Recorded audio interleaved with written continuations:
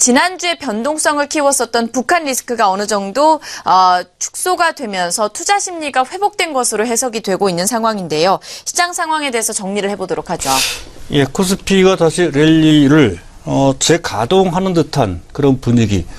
특별히 삼성전자와 SK하이닉스 시총 1, 2 종목이 연속 상승을 하면서 전반적인 분위기를 리드하는 그런 모습인데요. 이 점을 잘 지켜봐야 될 것 같습니다. 가장 크게 우리 증시의 발목을 붙잡았던 악재가 바로 북한 리스크였다는 건데요. 자, 내일 새벽입니다.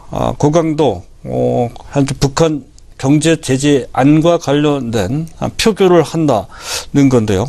그에 앞서서 아마 지금 한참 진행 중인 것 같습니다.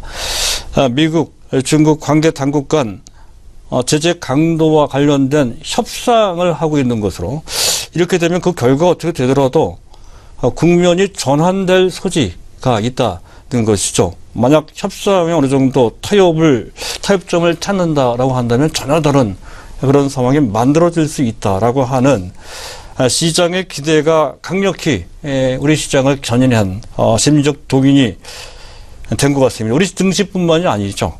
현재 미국의 나스닥 선물 강세, 일본 증시의 강세도 그를 기반으로 한다는 점에서 각별히 이 점은 지켜봐야 될 것 같고요.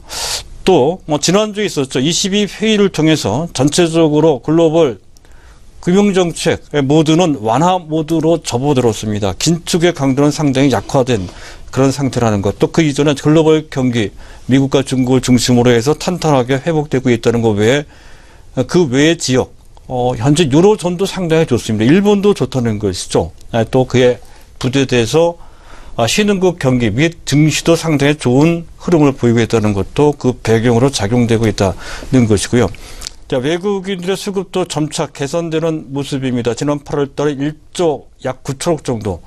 9월 달 들어서도 현재 지난주 목요일, 수요일까지 현재 약 4,500억 원 정도 순매도했던 그들이 목금요일 날 순매수하고요. 오늘 비록 순매도로 다시 바뀌긴 했습니다만은 전반적인 규모로 봤을 때, 또 분위기를 봤을 때 그들이 삼성전자, SK하이닉스를 중심으로 해서 집중적으로 매도했던 그런 행태와는 상당히 다른 그런 모습을 찾아볼 수 있다는 것이죠. 수급이 크게 개선되고 있다는 것 등은 선물 수급을 통해서도 확인할 수 있다는 것이고요.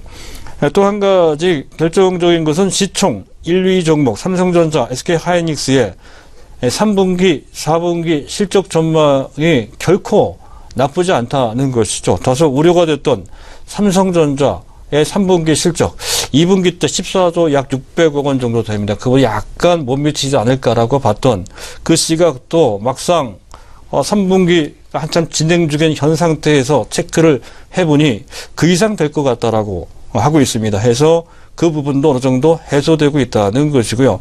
SK하이닉스의 3분기 영업이익 전망, 그것도 상당히 좋게 봤던 전망에 3조 7천억 정도 봤던 건데요. 지금 현재 3조 9천억, 그건 또 4조 정도 수준까지 보는 그런 식으로 해서 전반적으로 영업이익 전망을 상향 조정을 하는 그런 분위기가 되고 있다는 것이죠. 그런 것 등이 또 기반이 되고 있고요. 또 이것저것 상황을 보더라도 전체적인 글로벌 증시가 안정이 된다고 한다면 전 세계 증시에서 러시아를 빼놓고선 우리나라 현재 PER이 가장 낮은 편입니다. 9.3배 정도거든요. 그래서 그런 러시아를 제외한 현재 주요국 중에서 가장 저평가되어 있는 우리나라 증시에 대한 매력은 높아질 수밖에 없다라는 것이 배경이 되고 있습니다. 따라서 북한 문제만 어느 정도 가닥에 잡히면 현재 다시 랠리를 충분히 펼칠 수 있는 그런 상황이 만들어질 것이다 하는 것이고, 또 두도주 입장에서 봤을 때 현재 매미를 떨치고 있는 종목들은 반도체 군단들입니다. 그래서 이들 종목들, 삼성전자 및 SK하이닉스 및 삼성전자를 중심으로 한 근위대, 친위대, 혈족도 있죠. 삼성전기, SDI 같은, 또 근위대, 친위대라고 한다면 반도체 장비 내지 또 OLED 소재주들이 그에 해당이 된다고 할 수 있을 것입니다. 자, 그들 종목들이 다시 전면에 등장하고 있는 그런 모습과 상당히 관련되어 있다는 것이고요. 약간 변수가 있다고 한다면 여전히 대북 리스크가 아직 남아있다는 것과, 또 미국의 정책 불확실성이 좀 남아있죠. 현재 미국 연준의 스탠스, 요번 주입니다. 다음 주입니다. 9월 21일 FOMC가 있고, 또 트럼프 정책과 관련돼서 기대가 아직 남아있는 상태 하에서 지금 현재 정책에 대한 전반적인 분위기가 약간 다운되어 있는 그 추동력이 좀 현재 떨어진 것이 아니냐라고 하는 의심을 완전히 떨구지 못하고 있는 그런 상태입니다. 계속 추가적인 규제 완화 등 전체적으로 성장책에 대한 현재 좀 추동력이 계속 유효한지 여부 등이 변수로 남아있는 그런 상태고요. 또 정부 정책, 증세 같은 경우가 대표적인 것이죠. 성장보다는 분배를 우선시하는 소득주도 경제를 주창하는 현 정부에 대한 약간의 불안 같은 것이 남아 있습니다. 또한 10월 초 종합적인 특히 가계부채가 부담이 돼서 아마 그러는 것 같습니다. 가계부채를 대비하기 위한 종합대책이 나온다는 거죠. 그와 관련된 약간 경색된 분위기가 나올 수 있다는 것 등이 변수가 될 수가 있겠습니다. 해도 전체적으로 봤을 때 종합지수는 그런 우여곡절을 거쳐서라도 2,400을 넘어 2,450, 2,500 이런 식으로 흘러갈 소지가 높다는 것이 일반적인 시각입니다.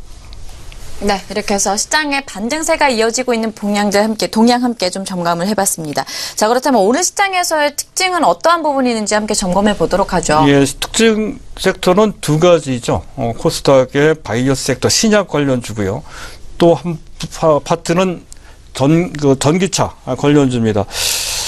이들 종목 특색을 보면 바이오 관련주들은 주로 실적과 관련된 것이 아닌 신약 개발과 관련된 종목들이죠. 신라젠, 바이로메드, 메지움, 제넥신, 녹십자셀, 큐리언트, 레고캠 바이오, 펩트론 같은 이런 종목들입니다. 실적은 상당히 부진한 여전히 적자 상태이거나 간신히 적자를 면하는 정도 그런 정도로 장기적으로 계속 그런 상태에 있는 종목들이 신약 개발을 주제로 현재 재료로 해서 급등을 하고 있다.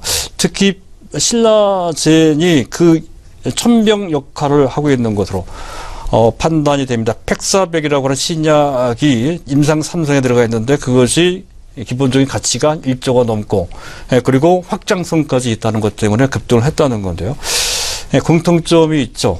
그들 종목들이 동시다발로 움직이고 있고요. 실적보다는 분위기나 재료에 의해서 움직인다는 것이고요. 상당히 변동성이 큽니다.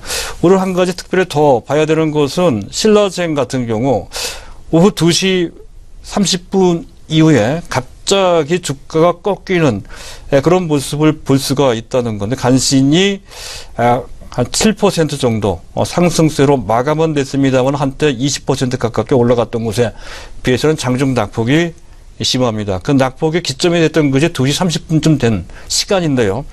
그것이 코스피 200 지수, 코스피 200의 선물 지수의 기점과 거의 같습니다.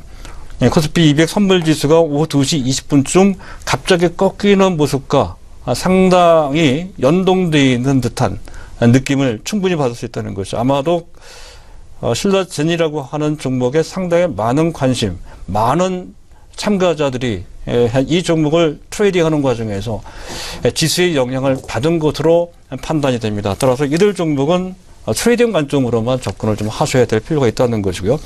반면에 현재 2차 전지 관련주, 전기차 관련주들은 그러한 영향을 크게 받지 않고 있는 그런 모습을 볼 수가 있습니다. 그 전에 제가 말씀을 드렸던 2차 전지 완제품 주들도 있지만 특히 2차 전지 소재주, 트림방에 대해서 말씀을 드린 바 있었죠. 포스코캠이나 LNF, 에코프로, 코스모 신소재, 일진모트리얼스, 후송, 상하프론테크 같은 그런 종목들인데요. 별반 지수의 흐름에 영향을 받지 않는 모습입니다. 이들은 실적에 대한 가시성이 눈앞에 있는 그런 상태이죠. 지금 현재 전기차 시대가 생각보다 빠르게 조기 대중화되는 그런 목전에 와 있는 상태입니다. 조만간 이미 벌써 전기차 대중화의 무한 경쟁 체제에 돌입한 것으로 판단이 될 정도로 특히 오늘 크게 뜬 것은 2차 전지 완제품 3사, LG화학, SK이노베이션 같은 삼성 SDI 포함이 되죠. 이들이 2조 6천억을 투자하겠다는 소식이 전해지면서 급등한 것으로 판단이 됩니다. 그들 종목에 대해서는 약간의 기술적인 부담이 있다 치더라도